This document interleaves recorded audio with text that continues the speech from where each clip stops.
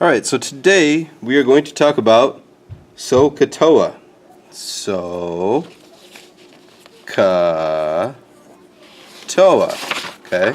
And what we're going to do is, first of all, just talk about little notes leading up to it. Hopefully you remember something about Sohcahtoa from geometry. In the triangle to the left, so this triangle here, the little symbol there is read theta. Okay, theta, T-H-E-T-A, which represents the angle. In any picture, it represents the angle. In a right triangle, H, this angle here, or this side here, excuse me, is of course called the hypotenuse. It's the longest side. It is always across from the 90-degree angle. So this comes up, this is a box that kind of comes to a pointer, and that pointer always points to that no matter what it is, whether I'm here, whether I'm here, whether I'm there, or whether I'm back to where I started. Okay. Now, with that being said, it is always across from the opposite the right angle. O is the side opposite of theta, and A is the side adjacent to theta, and it is always attached to theta as well. So this is the side adjacent because it's attached to it. The side opposite is not attached to that angle. That angle is always going to be attached to the hypotenuse and the adjacent, always. Okay? So sine is opposite, so O over H. Opposite over hypotenuse. Okay? Other words, O over H. If you remember the rest, go ahead and fill it in, but I'm going to keep going here. Adjacent over hypotenuse, A over H, and tangent is opposite over adjacent.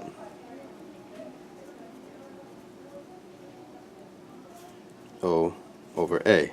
Okay.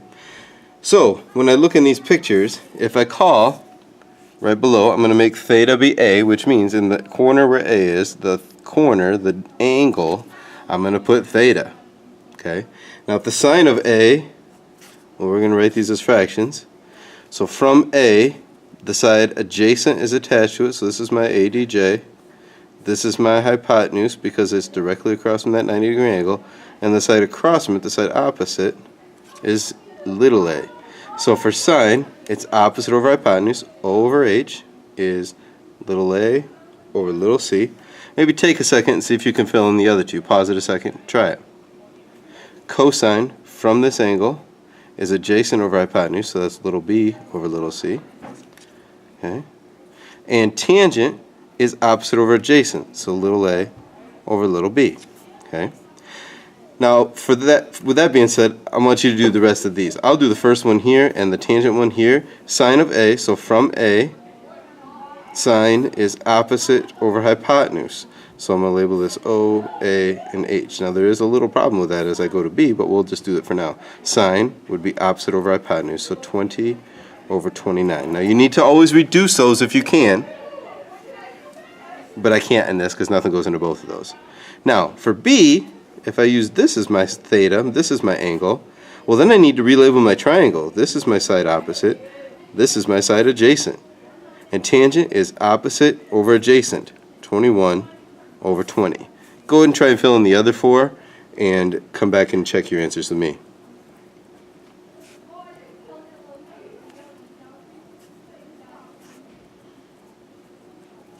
Okay. And again, always reduce the fractions if possible. On the quiz you're going to take, you're going to need to reduce. Okay. Now, it says go to iPad. I should have put Chromebook there. That's my bad. Okay. And you're going to go into Desmos, okay, or any graphing calculator app, and just see what these values equal. Cosine of 90 is 0. Sine of 90 is 1. We'll get to more of that before Christmas break. And tangent of 90 is undefined, and there's a reason for it. Don't worry about it right now. We'll get to it later. But when we're trying to solve, okay, down here, we're trying to solve for x.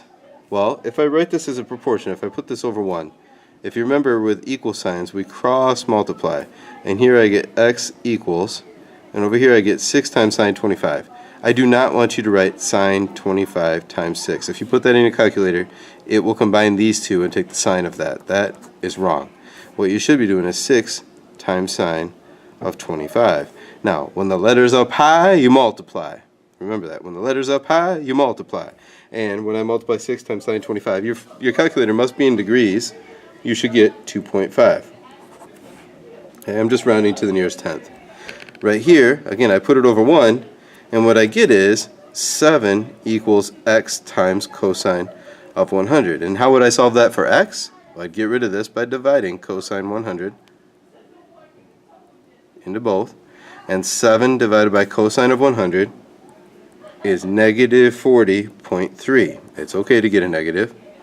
Now again, you guys try to maybe try number 3. Look at number 2. It's just like it. So again, the letter is below. So what I'm doing is I know that I have to divide like this every time. So I'm just going to have 6 divided by the trig function. The trig function always goes on bottom here, and I get about 12.9. Simple as that. Okay. First page of the notes. Let's go on to the next page. Alright, up at the top here, make sure I got you in the shot. Let's fill this out. There's something called an inverse operation. Kind of like when I have 3x equals 9 and I say, do the opposite. Well, you know what to do. You would divide by 3 because dividing is the opposite of multiplying. So when I go to solve the equation, I must do the inverse or opposite operation. The opposite of sine is sine to the negative 1, which is read arc sine. Okay? This is cosine negative 1, this is tangent negative 1, and it's all arc cosine, arc tangent. Okay? Now, in the iPad, I'm not worried about that. I probably should have canceled those out of your notes. I apologize. Now, find the value of x when I'm doing these problems down below here. Well, when I'm trying to find, again, the angle, I need to use the arc. So angle equals arc equals to the negative 1 power. Okay? Now, so for this problem, the opposite of sine is to take the arc of that. And if I do it to one side, I got to do it to the other side too. These cancel to give me x.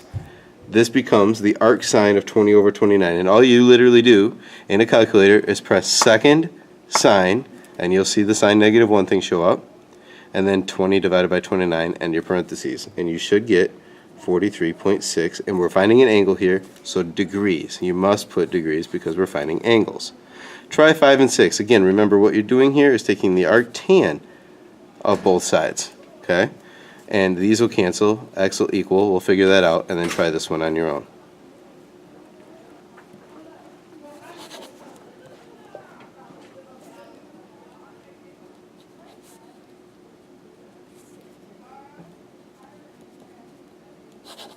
Check your answers with mine. 23.2 degrees again for 5, 36.9 degrees again for 6. And then for the rest of these, we're just going through what the homework is, and all you're doing is finding one length and wherever the variable is. In this problem, this is my angle, so let's go labeling. Across from the 90-degree angle is always the hypotenuse. The side that's attached to it is always my adjacent, and the side across is my opposite side, the side opposite from it. So what do I need here? I need O and H. So if I look at Sohcahtoa, that means I need sine. Okay, I mean O and H, I need sine, right? That makes sense. So just a little bit to make sure you guys can see this. So I'm going to set it up as sine of the angle equals the opposite over the hypotenuse. And when the letter is down low, we divide. When the letter's up high, we multiply. Okay, so 10 divided by sine of 28 gives me 21.3. It's not degrees because I'm not finding an angle, it's just the side length. Okay, let me try number 8. Number 8 is from this angle, I've got the opposite, the adjacent, and the hypotenuse again because it's across from the 90-degree angle. So if I need O and A, well now I got to use tangent of 28 and do opposite over adjacent. Again, the letter's down below, so I need to divide. The trig function always goes on bottom, and I get 18.8 when you plug that into your calculator. Okay. Number 10, I've got this angle, so I'm going to label again. This is my hypotenuse because it's across from the 90-degree angle. This is my side adjacent. This is my side opposite. I have A and H, so here I need cosine 61 equals adjacent over hypotenuse. The letters up high, I multiply. 10 times cosine of 61 is 4.8. We try one more, number 13. Let's make sure that you guys can see when I do 13. I'll just do it right next to it here. Okay, on 13, I need to find this angle. From that angle, that's my side opposite, my hypotenuse, and my adjacent, because it's across from there. So I've got opposite and hypotenuse, so I need sine of x to be opposite over hypotenuse. And just like we did up above on this page for 4, 5, and 6, we're going to use the arc sine to solve for this. Okay, so those cancel. X equals, plug it in, second sine of 13 over 25 gives you 31.3 degrees. And that is my final answer. I want you guys to try 9, 11, 12, 14, and 15, and come back and check your answers with me when you're done. I'm going to fill them in really quickly because it's just a check, and hopefully you can see what I'm doing. Here I've got opposite and hypotenuse, so I need sine.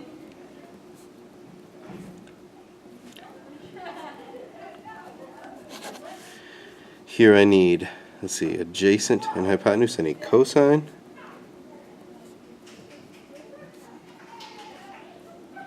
I would divide the two. Here I have two angles. It does not matter which one you pick. I'm going to pick this one. I've got my side opposite and my side adjacent. The hypotenuse would be over here. I don't need that.